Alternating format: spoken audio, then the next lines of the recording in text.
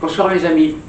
Eh bien, je vais vous raconter une histoire, un conte, qui est sur le Japon, sur l'histoire d'une histoire de samouraï. Et oui, les samouraïs, ça fait rêver. Alors, mon histoire commence dans un petit village japonais. Et à l'époque, il y avait des samouraïs qui étaient là pour protéger, en quelque sorte, les villageois des brigands. Voilà. Donc ils étaient chargés, il y avait 2 ou 3 samouraïs qui étaient chargés du village pour, disons, garantir une certaine sécurité dans le village. Alors il y avait une jeune femme qui s'appelait Tintai et qui finalement transportait de l'eau pour sa famille. Elle était en train de se reposer tranquillement et se mirait un peu dans l'eau, ça le mirait un petit peu et d'un seul coup, tout en regardant dans l'eau, elle vit quelqu'un qui était derrière elle. Alors, stupéfaite, elle n'osait plus bouger, elle se retourna doucement et vit un samouraï. Oui, un samouraï avec son armure flambante et impressionnante. Elle était figée sur place, elle ne savait plus quoi faire. Alors pour transporter son eau, elle avait un bâton, un grand bâton qui s'appelle Bo, le Bo. Elle s'approcha de ce bâton et commença à le prendre doucement. On ne peut pas dire que commença une conversation intéressante, parce que le samouraï commença à l'harceler et disons, la conversation était plutôt plus qu'entreprenante. Alors elle se mit debout, prit son bâton et le samouraï, avec un grand sourire, disait dans le fond, qu'est-ce qu'elle va faire avec son espèce de bâton, hein? Elle ne va pas m'attaquer avec son bâton. Et il ne paye pas du tout, pas du tout. Quand il a commencé à avoir des gestes très entreprenants, elle commença à l'attaquer avec son bâton et se mit en garde. Le samouraï a commencé à plaisanter en disant « Mais ma petite, qu'est-ce que tu veux faire avec ton bâton, hein, franchement ?» Bon, et il commença à essayer de l'approcher de plus près. Et elle se défendait très bien avec son bâton. Alors, quand même impressionné, au bout d'un moment, le samouraï se sentit en... Alors la jeune femme en question ne s'est pas démontée, a commencé à l'attaquer sérieusement avec son bâton. Jusqu'au point que, finalement, c'est elle qui a eu le dessus. Honte au samouraï, honte. Quand il est rentré au village, qu'il a raconté ça à ses collègues samouraïs, eh bien, ça a été, disons, la honte des samouraïs. C'était l'occasion de s'engager dans l'armée de l'empereur pour laver cette honte. Alors les villageois se dirent, mais nous n'avons plus de protecteur maintenant, c'est à cause de cette femme, hein, qui a osé braver un samouraï, alors ils la chassèrent du village. Oui, alors Tintai avait de la réserve, et de la volonté. Alors elle partit du village, s'établit un petit peu plus loin, et commença à construire un dojo, et à initier les femmes à un art martial qui s'appelait Jujitsu, et à initier quelques femmes qui étaient venues là le voir à un art qui s'appelle le Jujitsu. Et ce Jujitsu en question s'est développé progressivement en venant à notre époque maintenant, qui s'appelle le judo et le karaté, et en fait tous ces arts martiaux. Et bien c'était grâce à cette femme qui avait commencé à initier d'autres femmes à se défendre. Et les années et les siècles passant, il y a un art qui s'est développé au Japon, qui est un sport plus ou moins féminin, qui s'appelle l'aïkido. C'est-à-dire on utilise l'énergie de l'adversaire pour le vaincre. Eh bien maintenant, les femmes actuelles qui sont harcelées ont la possibilité de se défendre grâce aux arts martiaux. Donc je les invite un peu à s'initier dans cet art pour calmer quelques ardeurs d'harceleurs de notre société. Eh bien, mes amis, je vous remercie de m'avoir bien écouté et à bientôt et bisous bisous. Bonsoir les amis. Eh bien, je vais vous raconter une histoire extraordinaire. Oui, c'est une histoire qui se passe au Tibet. Et au Tibet, les moines du Tibet sont souvent entourés de singes qui se baladent comme ça dans la nature. Alors, cette histoire extraordinaire, c'est que un moine qui s'appelait Tasso se promenait dans son petit univers, son jardin secret tibétain. Alors tout autour du monastère, il y avait une communauté de singes qui batifolaient, qui se promenaient à droite et à gauche. Et les moines, ça ne les dérangeait pas. Au contraire, ça leur faisait un petit peu de distraction, hein, à savoir.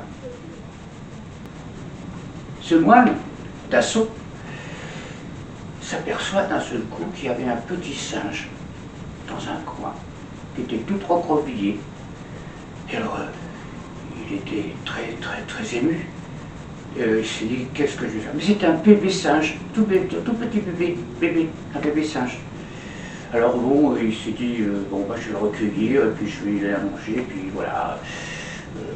Et tout faisant, bah, il a fini par adopter ce petit singe qui, avec quelques mois, a commencé à grandir, à progresser. Alors le moine réfléchissait, méditait, et puis il s'est dit, j'aurais bien conversé avec ce singe qui a toute mon affection, on pourrait s'échanger des choses, mais il savait que les singes ne parlent pas, et que physiologiquement, les singes ne peuvent pas parler. Alors, il réfléchissait, et puis au bout d'un moment, il s'est dit, tiens, si je lui apprenais un espèce de langage avec des signes, un langage des signes, en quelque sorte, et bien on pourrait converser tous les deux. Bon, il s'est dit, dans le fond, c'est pas une si mauvaise idée. Je vais essayer de faire un code de signes, qui va me permettre d'échanger avec mon petit singe qu'il adorait. Le petit singe en question était très intelligent. Alors il a appris très vite ce langage avec des gestes, des mouvements, un langage de signes. Alors Tasso était très intelligent. Il a appris très vite le langage des signes, en quelque sorte. Alors les années passèrent, et puis ben, malheureusement, un soir, notre brave moine tibétain, Tasso, s'est couché et s'est pas réveillé.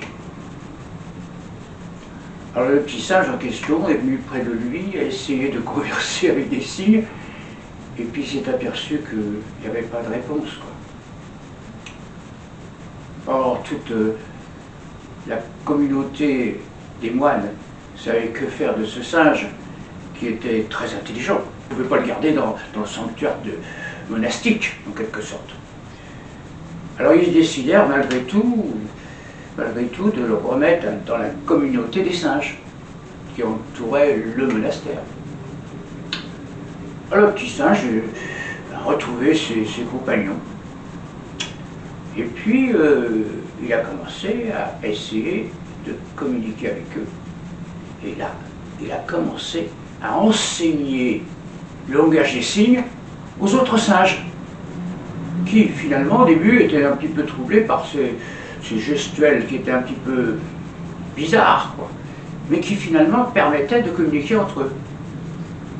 Ils se sont aperçus que c'était quand même formidable de pouvoir communiquer. Voyez-vous qu'un explorateur qui passait par là par hasard s'est aperçu que ces singes conversaient entre eux par des signes. Alors ça lui a donné l'idée de relever des différents signes sur un carnet. Et c'est comme ça qu'est venu, chez les humains, le langage des signes.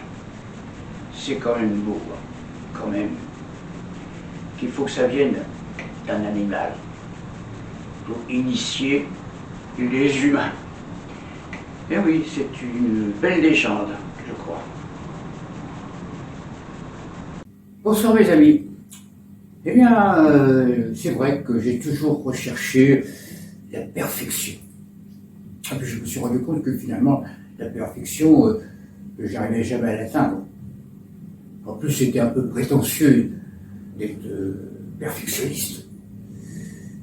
Et ça m'a rappelé un souvenir d'un conte que j'avais lu, qui était un conte japonais.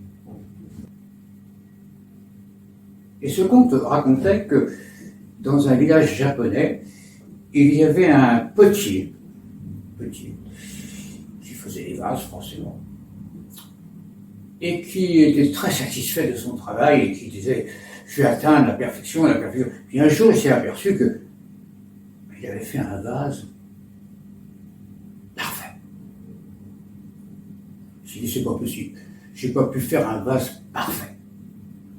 Alors, il a réfléchi, il a tourné son vase, tout ça, et d'un seul coup, il s'est dit « bon, je vais faire une petite imperfection dans le bas du vase, presque imperceptible, qu'on ne voyait pratiquement pas. » Et là, satisfait, il s'est dit « enfin, je n'ai pas fait un vase tout à fait parfait. »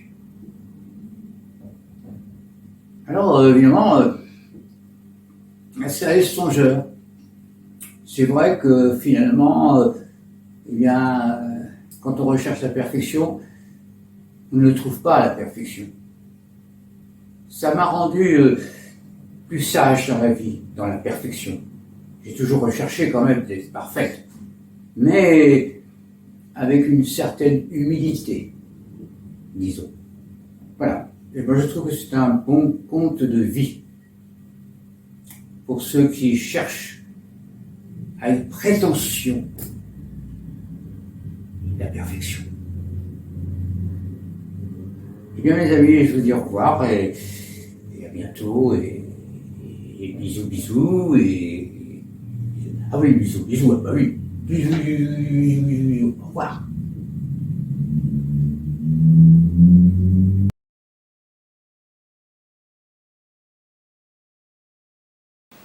Bonsoir mes amis. Eh bien, je vais vous raconter une histoire, un conte japonais. Et comme tous les contes japonais, c'est toujours un petit peu complexe de comprendre, mais ça commence toujours. Bah, il était une fois. Alors, il était une fois une princesse qui malheureusement avait perdu son enfant. Elle était complètement désespérée, se lamentait et savait comment faire pour passer au-dessus de ce drame épouvantable finalement. Alors elle finit par se décider d'aller au palais d'Omi, qui est une sorte de palais, une sorte d'enfer, pour voir ce qui s'y passait. Alors, dans ce palais, il y avait des fruits, mais des fruits qui étaient maléfiques. Elle ne savait pas trop ce que ça allait donner. Alors, épris de haine sur l'adversité de la vie, il y avait une corbeille de fruits qui étaient des fruits maléfiques. Et là, elle a fait vœu de tuer 1000 hommes par jour. Alors le maître du palais, Omi, a décidé que pour que ça soit juste, de faire naître 1500 hommes par jour. Ce qui faisait qu'il y avait un déséquilibre, plus de naissances que de morts. C'est ainsi qu'est née la vie et la mort. Et le maître du palais, Nomi, avait un petit peu rééquilibré en donnant un peu plus de naissances que de morts à la diversité de la vie. Je sais que c'est pas toujours facile de comprendre les morales japonaises. C'est un peu zen, pas toujours abordable. Mais je pense que le maître du palais avait bien compris que la vie était plus importante que la mort. Eh bien, mes chers amis, j'espère que ce conte vous a plu. Je vous dis donc bonsoir, au revoir. Ben oui. Oui, j'y pense. Et gros bisous.